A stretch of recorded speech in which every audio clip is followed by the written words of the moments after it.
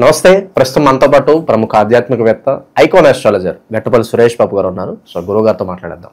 నమస్కారం గురుగారు. జై శ్రీమన్నారాయణ. సో దేవీ నవరాత్రుల్లో భాగంగా 3వ రోజు సో పూజా విధానం ఏ విధంగా ఉండాలి? వివిధ ఆచారాల ప్రకారం అమ్మవారిని వివిధ రూపాల్లో కొలుస్తూ ఉంటారు, వివిధ అలంకారాలు ఉంటూ ఉంటాయి. సింపుల్గా అందరూ కూడా ఇంట్లో చేసుకునే విధంగా 3వ రోజు పూజా విధానం ఏ విధంగా ఉండాలి? ఎటువంటి కష్టం వచ్చినా కూడా మనం ఎలాంటి పరిహారాలు చేసుకుంటే బాగుంటుంది ఆ రోజు? ఖచ్చితంగా ముఖ్యంగా అందరికీ నేను చెప్పొచ్చేది ఒకటే, మనకి నచ్చిన విధానంగా రెండు ఉంటాయి. ప్రాంతీయ ఆచారం లేదా మన ఇంటి ఆచారం, మన పెద్దలు చెప్పేటువంటి నిర్ణయించేటువంటి ఒక ప్రక్రియ. ఈ విధంగా ఎవరైనా నిర్వర్తించవచ్చు. లేదు ఇవన్నీ తెలియవంటే ఒక గురువుగారు చెప్పింది ఫాలో అవ్వాలి. ఈ రెండే ఉంటాయి పాయింట్లు. అయితే మనము చేసింది అయిపోయిన తర్వాత మనం ఇలా చేయలేకపోయామే, ఇలా చేయలేదని బాధపడే అవసరం లేదు. మనం ఎలా చేసినా కూడా శివుని వద్ద మనము అర్పించేటువంటి ఆత్మ సాక్షిగా ఉంటుంది తప్పితే మనం బంగారు పూలతో అభిషేకం చేసామా, మట్టి పూలతో అభిషేకం చేసామా అని ఉండదు. అందుకని మనకి నచ్చే విధంగా మనము కొలవడం ఒకటే మనకు ఆచారం. ఇది ఒక్కటే గుర్తుపెట్టుకోవాలి అందరూ. అయితే దీంట్లో నవరాత్రుల్లో 3వ రోజు భాగంగా ఇక్కడ మామూలుగా అయితే కనుక అన్ని ఆలయాల్లో కూడా ఇక్కడ మనకి అన్నపూర్ణ అవతారం వేస్తారు. అన్నపూర్ణదేవి అవతారం అనేది వేస్తారనమాట. అదే కొన్ని ప్రాంతాల్లోనూ గ్రామ దేవతల దగ్గర కూడా ఈ రోజున మనకి కొలిచేటువంటి విధానం ఉన్నది. అలానే వీధుల్లో కూడా ఈ రోజున విగ్రహాలు పెట్టి చేసేటువంటి విధానం అయితే మనకి చాలా కనిపిస్తూ ఉందన్నమాట. అది భక్తి పారవశ్యం అయితే బాగుంటుంది అని నేను అనుకుంటున్నాను. అయితే ఈ విధంగా తులసి మాతని అలానే కొన్ని రకాలుగా జువ్వి చెట్టుని కూడా పూజించేటువంటి విధానం అయితే కనిపిస్తుంది. పాలపిట్ట ఇవన్నీ కూడా ఉంటాయన్నమాట. పాలపిట్ట, జుమ్మి చెట్టు ఇవన్నీ కూడా బంగారం కింద కొలుస్తారు. ఇవన్నీ కూడా అర్జునుడు ఒకప్పుడు యుద్ధానికి వెళ్ళేటువంటి అని చెప్పేసి చాలా కథలు ఉన్నాయి. ఈ ఒక దసరా నవరాత్రులప్పుడు చాలా రకాల కథలు ఉండే అనమాట. పాలపెట్టు గురించి ఉంటుంది, అలానే జువ్వి చెట్టు గురించి ఉంటుంది, బంగారం లాగా ఉంటుంది అనమాట. వాళ్ళందరికీ పాండవులకి వనవాసం అజ్ఞాతవాసం అయిపోయిన తర్వాత ఇంటికి రావటం ఇవన్నీ కూడా చాలా కథలో ఉంటుంది అనమాట. మనం చూసిందైతే కాదు, మన పెద్దలు చెప్పేటువంటి కథలు ఇవి. అయితే దీనికి పాలపెట్టు చూసేటువంటి ఆచారం కూడా ఒకటి కనిపిస్తూ ఉంటుంది. ఈ యొక్క దసరా అప్పుడే ఉంటుంది. ఇది చిలకలతో మనకి బొమ్మలు కొలిసేదానికి కూడా ఇది ఆచారంగా ఉంటుందన్నమాట. అయితే ముఖ్యంగా ఇవన్నీ కూడా ఏం చెప్తున్నానంటే, అలాంటి ఏదైనా చేయాలనుకుంటే ఈ 3వ రోజునే మొదలు పెట్టుకోవచ్చు. ముఖ్యంగా అన్నపూర్ణదేవి అవతారం అయితే 3వ రోజున వేయటం జరుగుతూ ఉందన్నమాట. ఈ అన్నపూర్ణదేవి ప్రత్యేకత ఏమిటంటే కనుక, ఎవరికైనా సరే పేదవాళ్ళని ధనికులుగా చేయటం, ప్రతి ఒక్కరిలోనూ తినగలిగినటువంటి ఆ ఒక అదృష్టాన్ని ఇవ్వటం. అన్నపూర్ణదేవి ఒకటి ఏంటంటే తినగలిగినటువంటి అదృష్టాన్ని ఇవ్వటం. అందరూ అనుకుంటారు నాకు కోట్లాది కోట్లు రావాలి, నేను ఎక్కువ రోజులు తినాలి అనుకుంటారు. అది కాదు, నీకు ఆరోగ్యాన్ని ఇవ్వటం. తినగలగడం అంటే ఆరోగ్యాన్ని ఇవ్వటం. తినగల ఆరోగ్యాన్ని ఇస్తేనే కదా నువ్వు తింటావు, లేకపోతే డబ్బులు నీ దగ్గర కోట్లున్నా డబ్బులు తినలేవు కదా. అందుకని ఆ పంట భూములు పండేదానికి, ఆ పంటని నీకు ఆ దాసోహం అయ్యి నీ చేతిలో ఒకటి ఏదైనా పడేదానికి, అవి నీ నోట్లోకి వెళ్ళేదానికి పనిచేస్తుంది, గింజలు పండేదానికి పనిచేస్తుంది. ఇది అన్నపూర్ణదేవి గారు చేసేది. ఇది నీకు ఆదాయ వనరులు సృష్టించి పడుతుంది, ఆదాయాన్ని తెచ్చిపెట్టదు, సృష్టించుతుంది. ఆవిడే అన్నపూర్ణ అమ్మవారు అనమాట. ఒకరోజు తిన్నామా అయిపోయిందంటే కాదు. అన్నపూర్ణ అంటే అన్నం పెట్టడము, అన్నం వడ్డించడము, ఉన్న అన్నాన్ని పెట్టడము అని కాదు. ఆ తగినటువంటి అమ్మవారే అన్నపూర్ణదేవి. నీకు వనరులు సృష్టిస్తుంది, నీకు విజ్ఞానం అంటే తొలగిస్తుంది. కాబట్టి అన్నపూర్ణదేవిని కొలవడం ద్వారా మీరు వ్యాపార సంస్థల్లో ఏదైనా లాభం కావాలన్నా, నష్టపోయి ఉన్నా, ఎక్కడైనా పార్ట్నర్షిప్లో నష్టపోయి ఉన్నా కూడా అమ్మవారు మీకు అనుగ్రహం ఇస్తారు. మీకు రావాల్సిన రూపాయి ఎవరో తింటున్నారు, కాలు తన్నుకుపోతున్నారంటే ఆ రూపాయి ఖచ్చితంగా వాళ్ళతో కొట్లాడైనా మీ దగ్గర తీసుకొస్తుంది. అన్నపూర్ణదేవి చేసేది ఆ పని. అంతేగాని అన్నం పెట్టడం, మనకి అన్నపూర్ణదేవి అంటే ఒక చేతిలో చెంచా పెట్టేసి అన్నం పెట్టేటువంటి ఇదిలో ఉంటారు.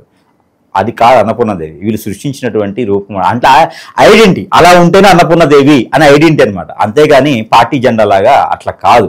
అన్నపూర్ణ అంటే మనకి వనరులు సృష్టించేటువంటి అమ్మవారిలో ఒకరు అన్నపూర్ణదేవి గారు. కాబట్టి మనలో జీవన శైలి, జీవన ఆధారం అంటే ఇప్పుడు పంచభూతాలు ఉంటాయి, గాలి, నీరు, నిద్ర ఇలా ఉంటాయి కదా. అలాంటివి నిద్ర కూడా పంచభూతాల్లో ఒకటే అయిపోయింది. ఇప్పుడు ప్రతి ఒక్కళ్ళు అదే ఉంది కదా. అందుకని అన్నపూర్ణమ్మవారు అంటే పంచభూతాల్లో సాక్షిగా ఉంటారు. ఆవిడ పంచభూతాలు సృష్టిస్తారు. ఆవిడ అగ్ని కావాలన్నా ఆవిడ దగ్గర నుంచే వస్తుంది, నీరు కావాలన్నా ఆవిడ దగ్గర నుంచే వస్తుంది, మనకి శ్వాస పీల్చుకుని గాలి కావాలన్నా ఆవిడ దగ్గరే వస్తుంది. మనకి ఎలాంటి వైరస్లు కూడా రాకుండా కొలుచుకోవాలి, మనకి ఎలాంటి ఆరోగ్య సమస్యలు రాకుండా కొలుచుకోవాలి, సంతృప్తిగా నేను 3 పూటలు తినేలా నన్ను బలం ఇవ్వాలి అని చెప్పి పిల్లలకి పెద్దలకి కొలవాలి. ఆవిడే అన్నపూర్ణ గారు. అన్నపూర్ణ గారిని కొలిసేటువంటి విధానం ఏంటంటే సిట్రైట్గా కూర్చోవాలి. బాసా బట్టలు వేసుకొని కూర్చోవాలి, పవిత్రంగా ఉండాలి. ఆ రోజు ఉండగలిగితే పాస్టింగ్ ఉండాలి.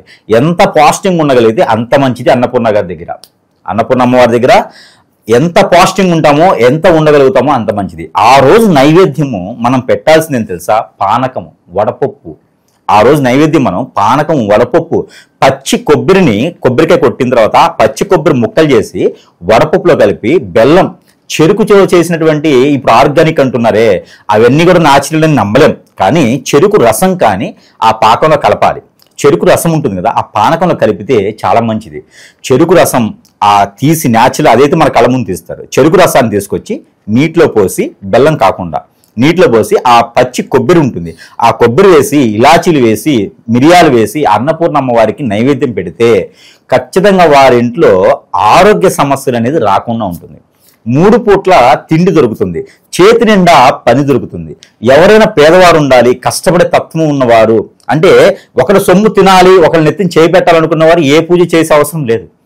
ఎవరి నెత్తిని చేపెడతారో వాళ్ళు చేస్తే సరిపోతుంది. అర్థమైందా మీకు? ఇప్పుడు ఎవరొకరి నెత్తిని చేయబెట్టాలి, పొద్దున్న లేస్తే ఎవరొకరు దొరుకుతారు అనేటువంటి వాళ్ళు ఏ పూజ చేసే అవసరం లేదు. వాళ్ళకి ప్రతిరోజు పండగే.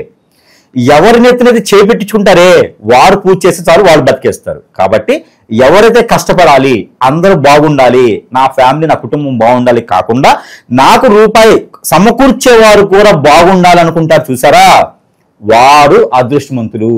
వారు పూజిస్తే కూడా ఈ దరిద్రులకు కూడా మంచి జరుగుతుంది. కాబట్టి అలాంటి వారు, పేదవారు ఎవరైతే ఉంటారో అమ్మవారికి ఆ విధమైనటువంటి వడపప్పు, పానకం, నైవేద్యం సమర్పించుకుంటే వారికి ఎన్నడూ లేనటువంటి అష్టైశ్వర్యాలు కూడా కలుగుతాయి. మరొక 10 మందికి ఉపాధి అవకాశాలు కల్పించేటువంటి స్థాయిలో వారు ఉంటారు.